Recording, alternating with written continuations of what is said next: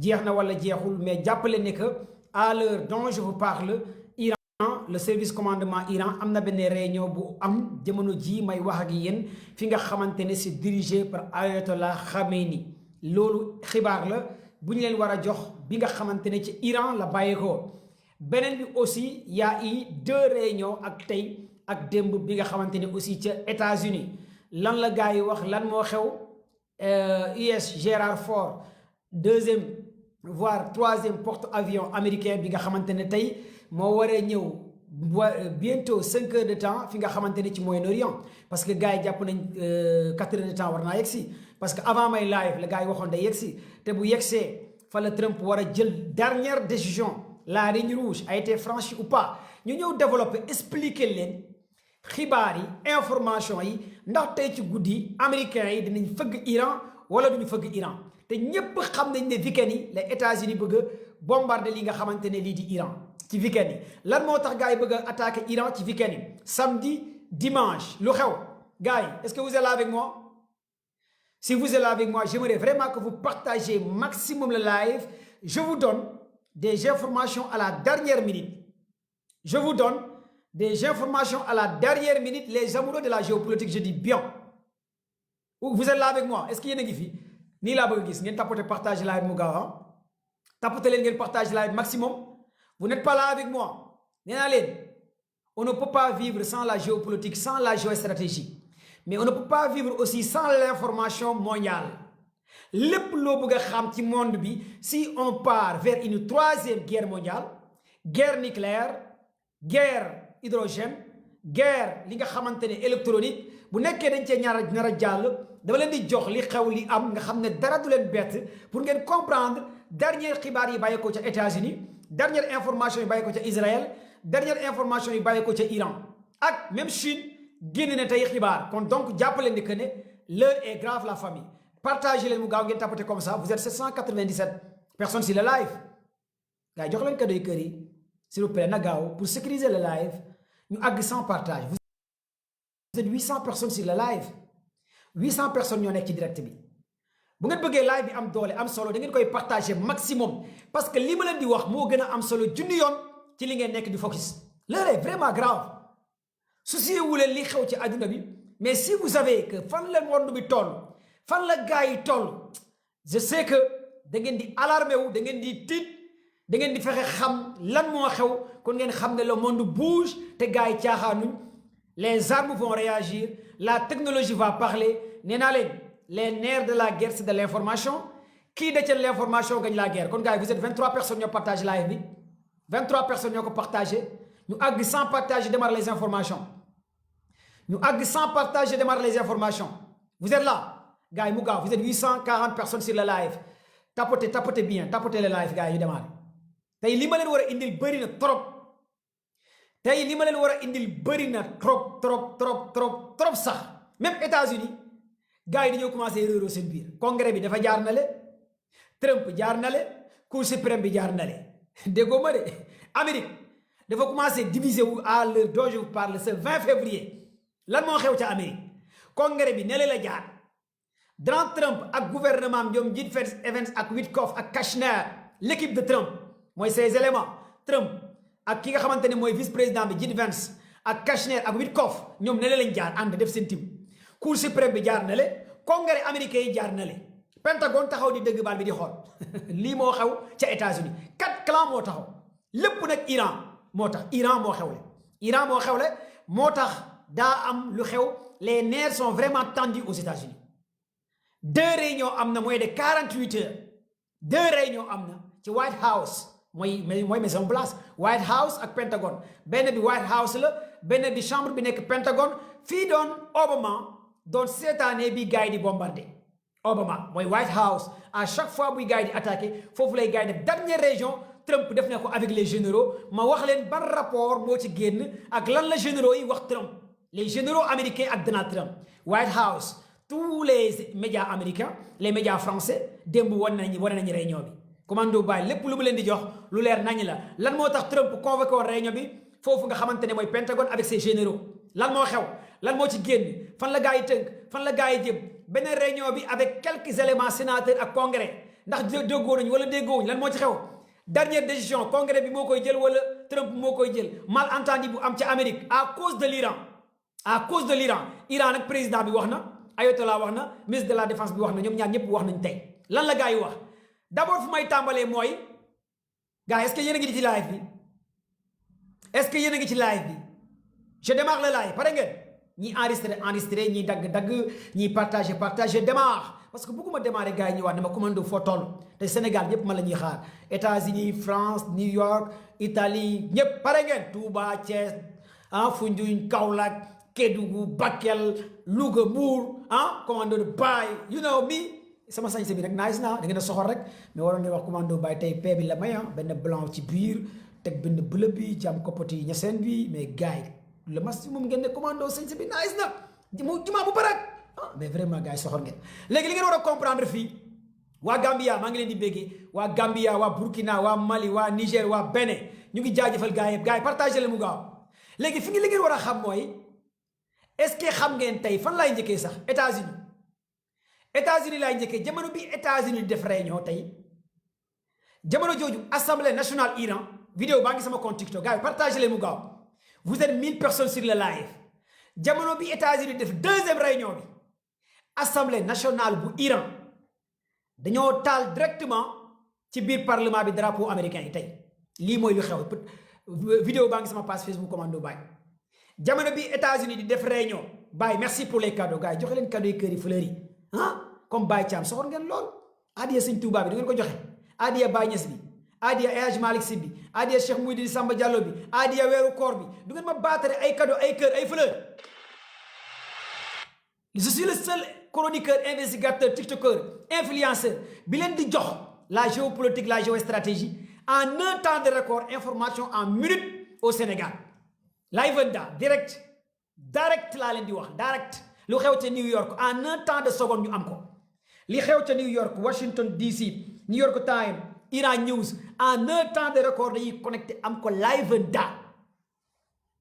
namu leen dara ci CNN ci Washington Post ci Al Jazeera ci New York commando Baye mooy seen Al Jazeera mooy seen New York mooy seen CNN mooy seen Washington DC mooy seen bépp média léegi li ngeen fi war a comprendre mooy tey assemblée nationale bu Iran dañoo taal drapeau États-Unis l'heure est grave c'est la première fois dans l'histoire ay député Iran taal drapeau Amérique publiquement plus Iran dañoo taal drapeau États-Unis tey live direct xam ngeen lan moo tax ñu taal ko assemblée nationale bu Iran dañoo ne député yi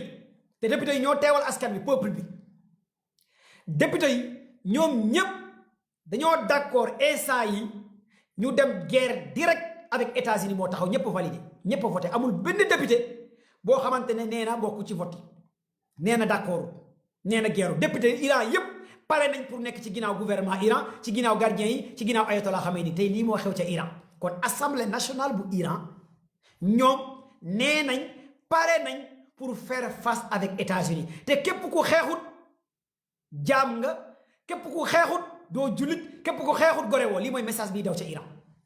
kon ngeen xam ne waa Iran dañoo pare de képp kuy pare les gardiens de la révolution waa Iran ñoo la gën a pare je répète gars yi Iran a une population plus de 40 millions de personnes une superficie de 1 620 km². Il a une population de 93 millions de personnes. Population, autant pour moi. 93 millions de personnes. Une population Iran. Assemblée nationale Iran. Tay dañoo pare ñoom carrément ne pare nañ pour dem guerre direct laa leen di wax ak li nga xamante ne mooy États-Unis tey le 20 février l'an 2026 li mooy xibaar yu bàyyeekoo ca Iran pare wu ma de maa ngi ca Iran bi léegi ñëwaguma ca États-Unis ba léegi Iran laa leen di jox lan moo xew ca Iran gars yi je suis pas d'accord avec vous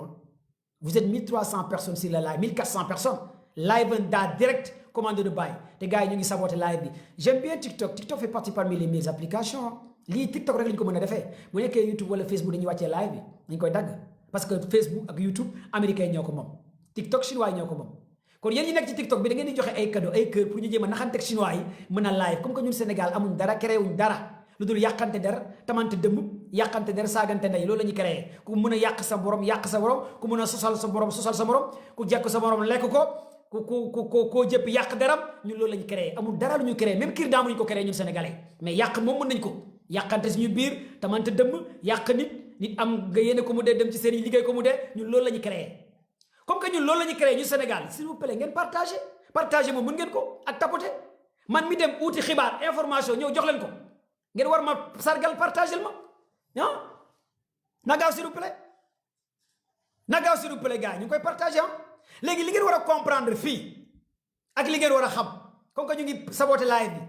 bi ngeen joxe cadeau yi kër yi fleurs yi ngeen partagé maximum la live ñu àgg ci 200 partages merci à l'assistant technique TikTok. TikTok fait partie parmi les meilleures applications la famille ñu fexe dóor gars yi chinois yi dëgg nañ français j'aime bien TikTok gars il faut télécharger l'application TikTok des milliards et des milliards de personnes sont actuellement sur TikTok good TikTok j'aime TikTok one love TikTok tey li am information bi ngeen war a xam live en direct mooy assemblée nationale bu Iran tey dañoo voté ñoom en masse ne pare nañ pour xeex ak américains yi jël drapeau Amérique publiquement taal ko ci digg assemblée bi la ñu taal drapeau Amérique pare wu ma de président ak ministre de la défense Iran ak premier ministre bi ñoom ñëpp nee nañ États-Unis dañoo fen allahu akbar waxuma ko de waxuma ko lan la ñu fen moom laa leen di wax pour ngeen comprendre lii laa leen di liiral pour ngeen xam président Iran ministre de la défense Iran ministre des affaires étrangères Iran nee nañ communiqué bi États-Unis commencé génnee ci accord yi am diggante ñoom ak États-Unis ca Oman ñu ne États-Unis dafa fen li nga xamante ne wax na loolu la Iran wax lan moo tax waa Iran nee nañ États-Unis dañoo fen ci seen xibaar yi le ministre iranien des affaires étrangères Abbas Arachki gars est-ce que vous êtes là avec moi je vous donne des informations qui viennent Abbas Arachki le ministre des affaires étrangères bu Iran dañoo am fit man Iran bi mu ñëmee États-Unis sax jaaxal na ma est-ce que xam ngeen jamono jii may wax ak yéen Iran ñu ngi manœuvre militaire ñoom ak marine russe jamono jii may wax ak yéen ci détroit d'Ormuz à l'heure dont je vous parle marine iranien les gardiens de la révolution ñu ngi def ay manœuvre militaire avec les marines russes jamono ji États-Unis naan day bombardé kon ngeen xam ne Iran mi ragaluñ dee ñun ñoo xaw a ragal dee mais Iran ragalul dee vous êtes là merci pour les cadeaux gars yi baatale leen cadeau kër yi fleurs yi ma continuer pare ngeen ma jox leen xibaar yi lan la Abbas Arachki wax le ministre des affaires étrangères bu Iran qu'est-ce qu'il a dit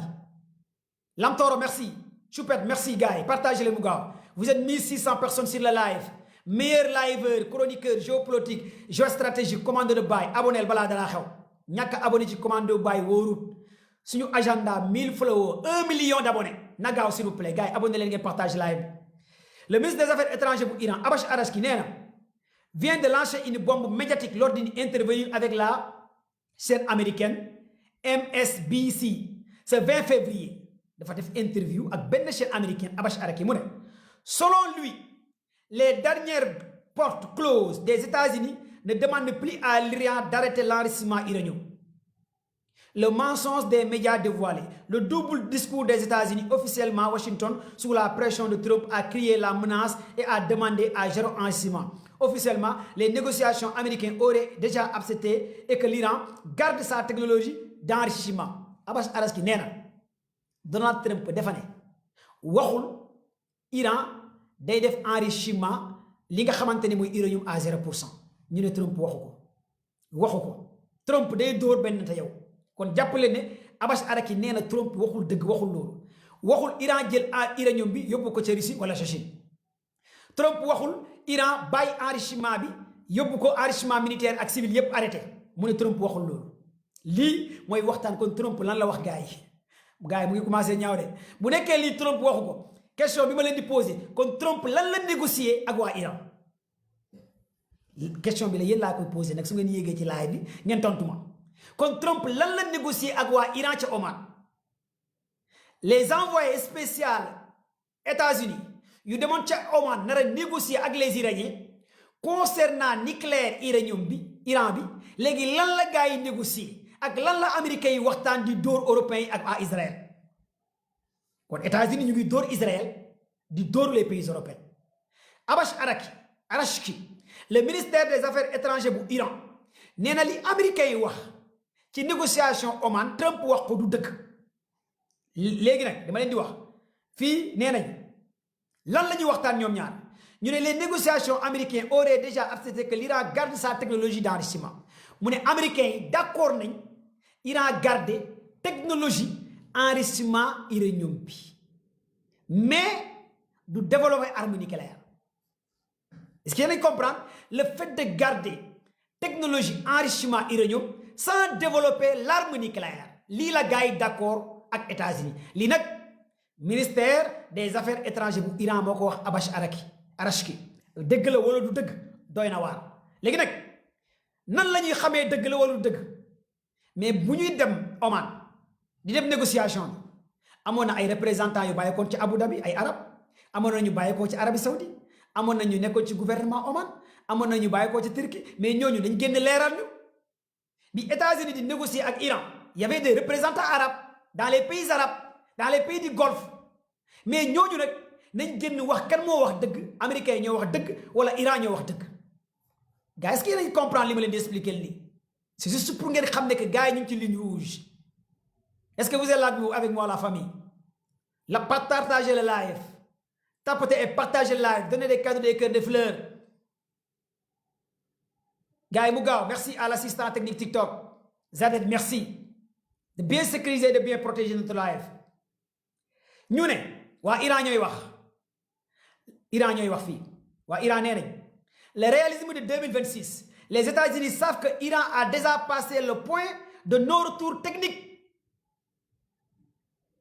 waa Iran ñooy wax ñu ne le réalisme de 2026 les États-Unis savent que Iran a passé le point de non-retour technique de demander le zéro est devenu impossible concernant l'enrichissement uranium Iran nee nañ États-Unis xam na ne Iran àgg na ci un point non-retour et Iran ñooy wax ñu ne États-Unis ñoo la gën a xam ne ñun waa Iran àgg nañ ci un point non-retour te enrichissement zéro mënatul am léegi nag waa Iran nee nañ pourquoi les Américains n'ont pas tenu un langage de vérité lan moo tax américains yi teniruñ wax dëgg seen population ak ñi leen wër ak seen alliés yi waa Iran ñooy wax ba léegi de concernant les négociations ak li am fii ñu ñëwaat encore pour ngeen comprendre ba léegi nii encore la discussion porte désormais sur comment garantir que ce programme reste pacifique à jamais en échange d'une levée des sanctions je répète la phrase bi waa Iran wax ci discussion bi ñu ne la discussion entre les Iraniens et les Américains porte désormais sur comment garantir que ce programme reste pacifique à jamais que ce programme ban mooy programme nucléaire bi mooy programme uranium bi en échange de lever des sanctions maanaam lii mooy ñoom waa Iran nee nañ sanctions yi leen États-Unis teg ak pays européens américains yi ak pays européens yi dañuy teggi sanctions yépp bind ko ci cahier de charge signé les représentants des pays arabes signé ñi teew signé européens yi signé Arabie Saoudite signé waa Oman signé Qatar signé Turquie signé ñépp signé ne sanctions yi ñu tegoon ci kaw Iran bientôt 47 ans américains yi tegg nañ sanctions yi dans ce cas-là de retour waa Iran ne duñu développer li nga xamante ne mooy arme nucléaire bi lii la gars yi commencé waxtaan seen biir bu nekkee américains yi pare nañ pour garantir Iran sanctions yi nga xamante ne bientôt 47 ans voire 45 ans États-Unis ak les pays européens barki démb gis ngeen li gars yi créé les pays de l'Union européenne barki démb motul une semaine ils ont considéré les gardiens de la révolution comme des terroristes loolu dafa bokk ci sanctions yi les gardiens de la révolution ñi nga xamante ne xam ngeen li leen indi la révolution avec Ali Khamenei européens yi américains yi ñu ne désormais dañu leen considérer comme des terroristes waa Iran nee nañ loolu tant que États-Unis dindiwut loolu ak sanctions yi nga xamante ne teg nañ leen ko plus de 45 ans Iran du arrêter développement li nga xamante ne seen arme nucléaire yi leer na wala leeru gaay leer na wala leeru leer na wala leerul maa ngi ci Iran de ñëwaguma ci États-Unis tey lan moo xew ñëwaguma ci États-Unis parce que nee naa leen tey États-Unis dafa yëngu dama parewuma de maa ngi ca digg Iran leneen li ci gën a doy waar ci Iran xam ngeen lan moo xew ci capitalu Téhéran Iran allez voir les médias arabes gars yi laa leen kër yi ngeen partager live bi tey ca capitalu Iran lan moo xew gars yi dañoo teg photo Trump photo Ben Salman prince Mohammed Ben Salman bi Arabie Saoudite teg photo Netanyahu teg photo Donald Trump teg photo Epstein teg photo Ben Salman bu Arabie Saoudite ba leen expliquer lan moo xew tey kat ca capitalu Iran dafa ngandi maamu projection image ci digg capital bi Trump taxaw nii ak bëtam mel ni looy Ben Netanyahu fële Ben Salman ak kaala gi mel ni kuy aji Makka ci digg bi non waa Iran man waa Iran dañu ma jaaxal Ben Salman ak kaala gi mel ni ku aji Makka ku jeg kaaba gi ca digg bi waa Iran ñoo ko teg de allez voir Al Jazeera wala ngeen xool les médias arabes ngeen xool image dama leen di expliquer image lan lay tekki ak lan la gars yi symboliser image boobu pour ngeen comprendre ñàkk a suivre commando bay wóorut gars yi partagez le live s'il vous plaît gars yaa ngi saboté live bi de vous êtes 1600 personnes sur le live gars yi 1700 personnes yi ku ne ci yéen bu partagé ñu am àgg 400 partages 500 partages TikTok de sécuriser live bi merci à TikTok mënuma fi nekk plus de 4 heures 8 heures de temps di ut information pour jox leen ko yéen ngeen nekk ci jàpp nañ góor jigéen ñi jàpp nañ diw rey nañ diw jàpp nañ kale bàyyi nañ kale libéré nañ kale dee na kale jàpp nañ ko kale ren dina niw man ma nekk di leen uutal ay xibaar di wër yéen ngeen nekk fii ba pare du ngeen partage sama laay kon man tam ma dem bokk ak yéen ci débat bi ngeen nekkee jàpp nañ diw bàyyi nañ diw wala diw daw na diw rëcc na ah quand même ma leen di uutal xibaar xam-xam da ngeen di partage sama live non jox ma ay cadeau ay fleur merci Mamadi je suis le seul chroniqueur influenceur Sénégal bu toog digg Sénégal di def ay investigation di leen jox ay xibaar yu wër génnee leen ci ay faits divers yi ngeen nekkee ay détails ah ku leen di jox xam-xam xibaar kañ maximum ngeen war ko partager ki leen di wax adduna bi fan la toll ngeen nekk ci ay détails ay cas ah quand même ngeen war a partager sama live nee naa leen merci gars yi ñu may jox cadeau yi kër yi fleur yi merci gars yi yéen laa gëm ixra la ñuy wax ixra bismi rabbika xam-xam jàngal pour xam-xam ak xibaar les nerfs de la guerre c'est de l'information wax naa leen ko on ne peut pas vivre sans information on ne peut pas vivre sans la géopolitique sans la géostratégie on ne peut pas vivre tant que xamoo li xew ci àdduna bi c'est égal à zéro booy dund te amoo xibaar xamoo li xew day mel ni benn mala buy dem rek benn mala buy dem ngay dund te xamoo sax li xew ci àdduna bi xamoo sax li xew comme mala buy dem comme machine robot nit booy dund te xamoo li xew ci réew mi ci àdduna bi yow ak robot yéen a yem wala IA yéen a yem parce que xamoo li xew sa dund gi amul njëriñ kon xamal xam-xam léegi nag pourquoi waa Iran Khalifa Seck merci Aïda Sall merci Aïda Sall il faut faire kon Khalifa Seck Aïda Sall merci Aïda Sall Khalifa Seck comme ça merci pour les cadeaux les fleurs les cœurs merci gars yi jox leen cadeaux yi live billet cœurs yi fleurs yi parce que li ñuy wax dafa am solo te TikTok lii la bëgg bàyyi caa merci bu ngeen di joxee cadeau yi kër yi ñiy saltal live bi wala ñi bëgg a yàq live bi du mën a yàqu parce que am na ay ñoo xamante ne mala sax moo leen tane ñoom bëgguñ xibaar bëgguñ information bëgguñ xam-xam bëgguñ dara ñoom bu ñu sañoon ñëpp dañuy wàcc comme mala yi di wax yëfu mala rek matin midi soir yàlla nañ ci yàlla musal suñuy njaboot nañ wax xam-xam jàng xam-xam dox xam-xam gestu xam-xam di waxee xam-xam ci zahir ak ci baatin ak ci baatinul baatin kon donc gars yi pourquoi ma ne leen gars yi dañoo jël image Trump benn te yow prince Ben Salman exposé ko ca digg Téhéran lu tax gars yi def ko ak porte avion US Gérard gars yi dañoo ne waa Iran dañoo ne Asmalik merci bés bu États-Unis attaqué lii di Iran pare na pour attaquer digg Amérique fi Trump nekk allahu akbar falaa yem de Trump fan la nekk ci Amérique waxule ma ko ci commentaire man xaw ma fu mu nekk man Diomaye laa xam fu mu nekk ci Sénégal xam naa président Diomaye mu ngi Ndiaga Ñaaw sama xarit Diomaye Ndiaga Ñaaw lay fanaan dégg na mais Trump fan la nekk ci Amérique xaw ma ko xibaar yi ci génne mooy waa Iran nee nañ bés bu États-Unis attaqué Iran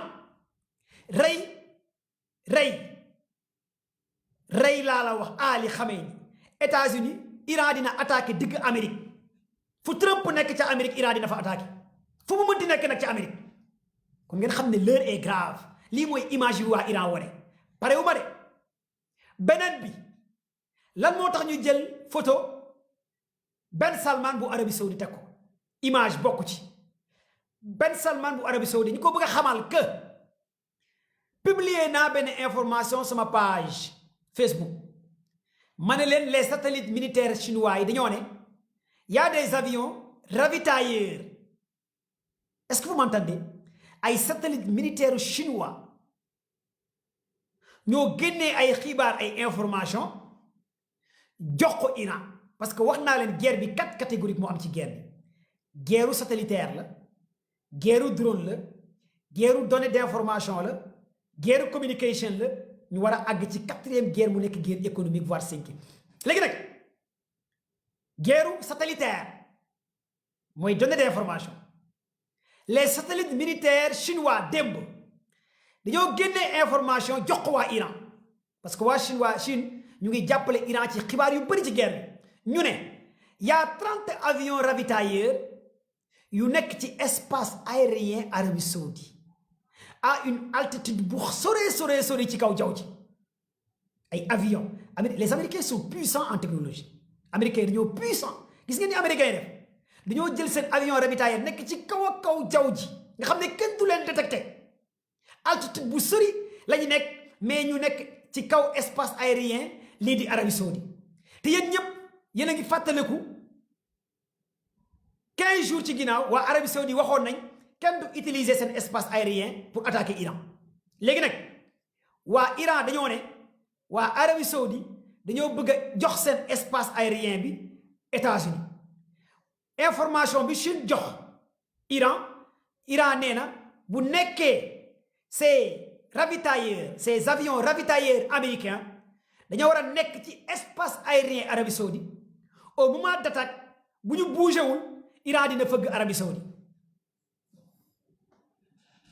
lii mooy li xew li Iran dina fëgg Arabie Saoudite waaw yéen ñiy dem umra nag ak ñiy waaj a dem umra là je vous le dis waa Iran dañoo ne bu nekkee les avions ravitailleurs américains satellite militaire chinois yi ñoo leen génnee Iran nee na bu nekkee bougé wuñ non waa Iran duñu ay nit bu nekkee bougé wuñ Iran nee na par rapport à ces données loolu moo tax gars yi jël photo Mohammed Ben Salman teg ko digg Téhéran photo mu ñu boole ko ak photo Trump lii mooy image bu ñuy immortaliser Mohammed Ben Salman Trump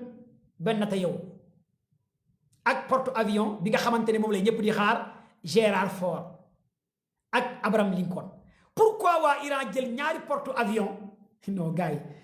yi tey dama leen di expliquer lu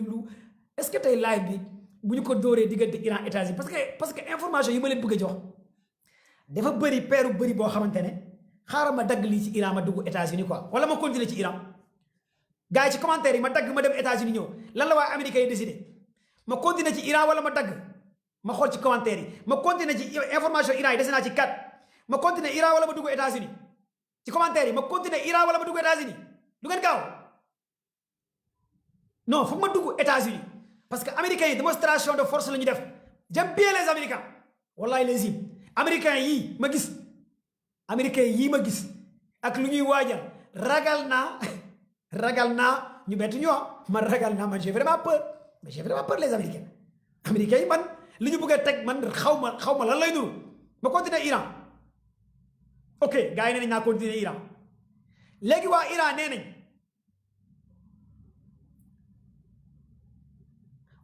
nee nañ la ligne rouge américaine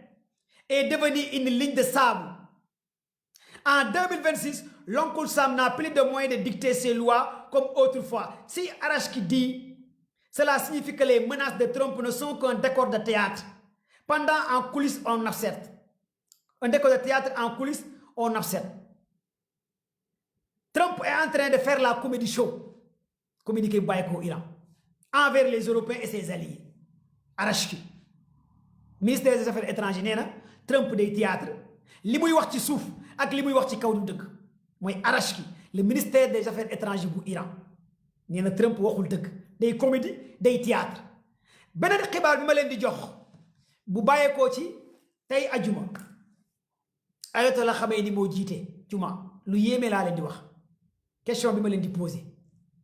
Ayatollah Khamenei bi jiite tey ajuma di xutba ban bunker la nekk di jiite ak fan la nekkoon di jiite tey ajuma ak non man Iran ni ñu gëmee yàlla wóolu yàlla am fit dafa ma jaaxal Ayatollah Khamenei moo nekk tey di jiite ajuma di xutba lan la wax lu merloo américains yi tey dafa ne ñu ngi xaar US Gerald Ford beneen porte avion américain bi ñu ngi koy xaar Ayatollah Khamenei nee na dégg na ci xibaar beneen porte avion bi dina àgg fii ak 8 heures de temps ca Moyen-Orient ngeen déglu ma wax leen lan la Ayatollah Khamenei teg ci xutba bi mu ne dégg na ci xibaar dama leen koy firi ci wolof pour ngeen comprendre que beneen porte avion bi ñu ngi koy xaar pour gars yi attaquer Iran Ayatollah Khamenei nee na ñoom américains yi nee nañ dañuy rey ñi jiite Iran ñi diriger Iran Ayatollah Khamenei nee na nañu jàpp ñoom États-Unis que benn drone kamikaze buy jar $100 par exemple $100 wala benn missile buy jar $500 mën naa yàq benn porte avion buy jar ay millions et des millions de dollars américains te ñoom loolu la ñu yor te loolu la ñu téye kon lan moo fi jar indi ay porte avion yoo xamante ne nga jëndee mbir ay milliards nit ki yàq ko ci 100 francs nga créé benn porte avion ak non Ayatollah Khamenei tey danoon gaaru wale américain yi franchement tey le guide iranien tey lu mu wax li tey su ngeen dégloo discours am bi ci télé arabe yi bugguma wax benn télé dem leen xool télé arabe yi kon da ngeen di xam ne gars yi dañoo pare wu ma de pour ngeen comprendre ñu ne ñoom ñu ngi xaar ces portes avions américains yi ñëw te ñu ngi yàkkamti ñu yegg ci jàmm bu leen dara xuli bu leen dara yàqal na États-Unis yegg ci jàmm jamono jooju may wax ak yéen le détroit d'Ormuz bi nga xamante ne tout mooy le chemin du déclin lépp luy économie adduna bi fa lay jaar Iran dafa tëj 1/3 détroit d'Ormuz di contrôler les pétroliers européens américains iraniens russes lépp lu fay jaar iranais bu nekkee États-Unis kañ am nañ courage am nañ fit nañ ñëw lever bouclier bi gars yi tëj le détroit d'Ormuz comme que Trump nee na ñooy les jeux du monde leer na wala leeru waa Iran nee nañ comme que ñoom fu mu ne ñoo téye détroit d'Ormuz le chemin des pétroliers le chemin économique mondial ñuy def seen manœuvre militaire avec la Russie na États-Unis ñëw tëj foofu jaarale seen navire de guerre Fantôme yi sans contrôle te Iran nee na képp ku fa jaar bu ci diggalam ngay jàllee te moo lay contrôler loolu mooy bataaxal bi nga xamante ni Iran teg na ko ci kaw lan la waa Iran waxaat tey pour ngeen xam ñu ne négociation yi nga xamante ne nekkoon nañ ci ak États-Unis ñu ngi soxla négociation yi gën a gaaw est-ce que yéen a ngi déglu négociation yi gën a gaaw lan la Iran jublu ci négociation gën a gaaw naa leen expliquer li xew parce que Trump dafa ne dafa jox Iran 10 à 15 jours yéen ñëpp gis ngeen information yi xam nga Trump dafa joxe ultimatum tey Donald Trump États-Unis dugg naa États-Unis transition laay def daw naa dugg États-Unis maa ngi ñëwaat ci Iran Trump dafa joxe ultimatum 10 à 15 jours gars yi vous êtes là avec moi maa ngi ci États-Unis de information yi bàyyi ko ci Amérique laa leen di jox Trump dafa jox waa Iran 10 à 15 jours de négociation bu nekkee waa Iran d'accord Trump day jàll à la vitesse supérieure lii la Trump wax vidéo bi def naa ko sama page Facebook yéen ñëpp gis ngeen vidéo bi les intégrés gars yi topp commando baay ñàkk abonné ci commando baay wóoru nee naa leen fii la abonné leen bu ngeen bëggee xam ci géopolitique géostratégie bii mooy compte bu baax bi wala ngeen daw dem wër sama page Facebook man connecté wu ma ci Sénégal man ci satellite militaire américain yi iranien yi laa connecté man maa ngi ci espace X man maa ngi ci espace X mooy entreprise Elon Musk bi man fa laa nekk abonné leen bu ngeen bëggee bokk ci àdduna bi bu ngeen bëggee bokk ci ñii le monde de demain abonné leen ci compte bii ngeen daw wër commando baay Facebook ngeen bokk ci ñii réfléchir nan lay àdduna bi di doxee suba Trump nee na may na gaay de 10 à 15 jours léegi nag waa Iran nee nañ Trump jarut ngay maye de 10 à 15 jours ñun dañoo soxla Bokar merci dañoo soxla négociation yi gaaw te rapide mu bañ a génn sax weekend bi ak yan accord nga soxla kon xam ngeen ne loolu mooy lan mooy kaa ñu xeex parce que en langage de diplomatie parce que diplomatie bi entre Iran ak États-Unis mu ngi commencé échouer waxtaan bi dialogue bi mu ngi commencé échouer leneen li amaat États-Unis wax naa leen ko xam ngeen tey lan moo génn xam nga nee naa leen am na ñaari réunion benn bi mooy Trump dafa woote réunion ci Pentagone dajale les généraux américains projeté ay images dinaa leen liiral lan la gars yi jël comme waxtaan comme image comme exemple ak lan la gars yi bind ak lan la gars yi jox Trump ak lan la ci doon gars yi waxtaan ci réunion bi Trump et ses généraux américains pour ci attaque bi ci combinaison bi ak nu mu demee ci biir waxtaan bi gars yi xamal nañ Trump c'est pas le moment idéal pour xeex ak Iran directement loolu moo tax Trump ne dina attaquer Iran mais da koy limiter loolu mooy lan dinaa xeex ak yow dóor la mais duma la gaañ kon kay jarul ngay xeex bi ñu paree réunion bi les médias français ñu ne Trump jël na décision ñu ne ban décision la jël nee na léegi dina xeex ak Iran mais day limiter xeex bi ñu ne ko lan lay xeexee mu ne installation yi lay bombardé installation yi lay bombardé pare ci léegi nag waa Iran nee nañ ko xeex bi kenn du ko limiter soit ñu xeex wala nga bàyyi mais boo ñu cofee ñu dañu lay lekk kon lii fii la gars yi taxaw instant yi taaru vol merci maa ngi ñëw liiral leen léegi lan la service secret américain yi jox Trump comme information jamono jooju may wax ak yéen le congrès américain yi non États-Unis yëngu na de cour suprême États-Unis sax yëngu na tey gars yi moodu Sénégal yi nekk ci Amérique ma jox leen xibaar yi comme que yéen liggéey rek ngeen taal xamu leen sax lu xew seen dëkk bi mooy élection mi mandat yi moom ragal naa Donald Trump day tëb élection mi mandat yi gars yi jëm Trump day tëb là moom je vous le dis parce que américains yi fu mu ne Trump da leen naa dugal foo xamante ne mënuñ cee génn Trump dafa soob dugal boppam waxam mooy tax wax ju bëri baaxul moo tax boo nekkee njiit di ratatati di wax di nga wax bi dugal sa bopp maanaam Trump dafa dugal Amérique ci loo xamante ne mënu ci génn parce que fu mu ne tous les alliés américains yi bu États-Unis attaqué wul Iran dañuy weddi États-Unis tous les alliés arabes yi xam nga réewu arab yi ñoo gën a seytaane réewu arab yi moom ñu ngi taxaw di xool Arabie Saoudite moom ñu ngi ne ya Allah ya Trump ya Allah Trump attaque ya Allah Trump ndax xam nga réew arab yi ak seen kaala yu weex seen moo tax ma sol lii sax bu jàppale leen seen jàllaabe yi ñoo gën a seytaane réewu arab yi naari ya Allah Trump attaque ñoom loolu rek la ñu nekkee Trump nag fu mu ne dafa dugg ci loo xamante ne mënu si génn xam na ne mënut a attaqué Iran te bu attaqué wul Iran réewu naar yi ñoom paaka ñaari boor lañ faruñ fenn naar yi moom faruñ fenn bu attaqué wul Iran réewu naar yi tous les alliés des États-Unis dañuy contourner envers Iran parce que ça confirme que Iran lanceur d'alerte merci pour les cadeaux les fleurs les cœurs gars yi vous êtes 2200 personnes sur le live sécuriser le live mooy protéger le live mooy tapoter donner des cadeaux des fleurs des cœurs là je vous le dis pour mieux sécuriser le live parce que ça fait plaisir ñuy waxtaan ci lu xew ci àdduna bi ngeen génn un peu ci ay détails cas comme que Sénégal moom réewu cas la matin midi soir xam-xam zéro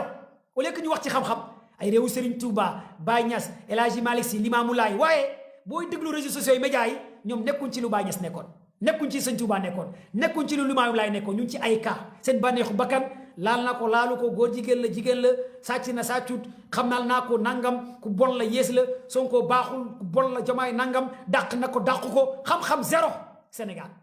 zéro ku nekk yaa ngi xool koo saaga ndey ak koo yàq ak koo tuumal ak koo sosal ak koo fenal lu gouvernement bi liggéey nga ne baaxul parce que jëruñ la lii mooy Sénégal boo ànd ak ñële saaga ndey ñële boo àndut ak ñële saaga ndey ñële boo ànd ak ñii ñoo baax boo àndut ak ñii xam-xam soxla wuñ ko kaa rek matin midi soir ñun ci ay cas détail yàlla nañ ci yàlla musal yàlla nañ yàlla musal suñuy doom ci genre xeetu xam-xam yu mel noonu yàlla yëkkati ñu baax léegi fii lu ngeen war a comprendre fii ak li ngeen war a xam d'abord mooy Donald Trump bi mu waxtaanee ak les généraux gars yi dañu koo xamal carrément mënoo attaquer Iran guerre totale mënta nekk guerre bi mënta passé 12 jours mënul nekk américains yi xamal nañ carrément Trump guerre ak Iran mënta nekk 1 mois mënta nekk 2 mois léegi nag Trump nee na dafa bëgg a def benn guerre limite waa Iran ne ko guerre bi kenn du ko limité jamono jooju may wax ak yéen waa Israël benn te yow mu ngi mer ba tollu fi benn te yow nee na Donald Trump gaawal média Israël bi tudd Ers nee na benn te yow nee na Trump dafa lu gaaw ceeb bu seddee yàpp xar bu seddee day soof dafa lu gaaw nga attaqué dafa lu gaaw nga attaqué bu ko woowee téléphone du ko jot mel ni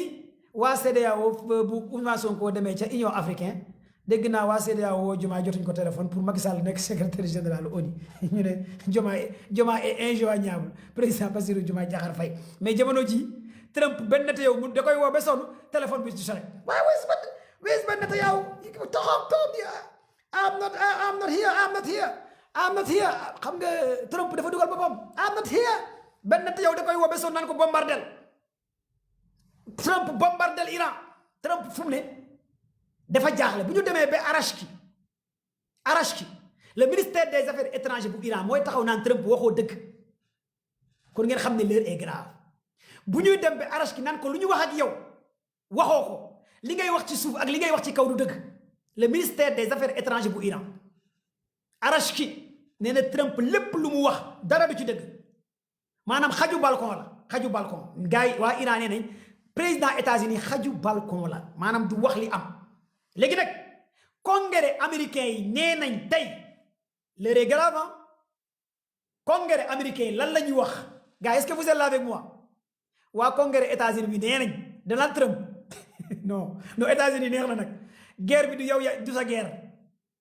bi du sa guerre États-Unis nee nañ congrès bi en grosso modo ma résumé leen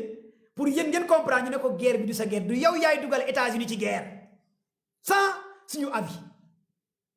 kon mënoo jël décision guerre ak Iran sans congrès bi validé ko léegi nag congrès États-Unis ñoom nee nañ d'accorduñ pour dem guerre avec Iran congrès bi nag su ngeen ko xamee yéen xam ngeen congrès États-Unis dafa mel ni tey assemblée nationale Sénégal Diomaye bëgg a attaqué États-Unis wala France parce que Diomaye président Bassirou Diomaye Diakhar Faye bu ko Macron naree fonto day bombardé France loolu xam naa ko ndax xam naa kan mooy Diomaye bés bu ko Macron naree fonto dina éliminer France assemblée nationale Sénégal taxaw ne carrément France kenn du ñun defuñ guerre loolu mooy xew ci Amérique loolu kese mooy xew ci Amérique waaw comme Macron bëgg ñëw fonto Diomaye day raser France kenn du gisati France ci planète bi ñu koy éliminer parce que xam naa séeréer la te amul caaxaan moo tax man damay ragal Macron merloo président Diomaye nu muy dàqee ay ñoom Kébé ay nangam noonu lay éliminer France parce que président Diomaye day dàqaate nu muy dàqee ay ñoom DG Kébé ay DG nangam di dàq day France mooy disparaître ci planète bi parce que dafa gaaw Diomaye du négocier xoolal nu mu dàqee DG Kébé DG Kébé ne ko non man doomu Ndiouga Kébé laa bu ne ko Ndiouga Kébé milliardaire ak millionnaire laa ci yemale man xaw ma man séeréer laa macaroni ngurbaan laa xam lève-toi na nga nekk doomu milliardaire li ci tuuma la lève-toi jógal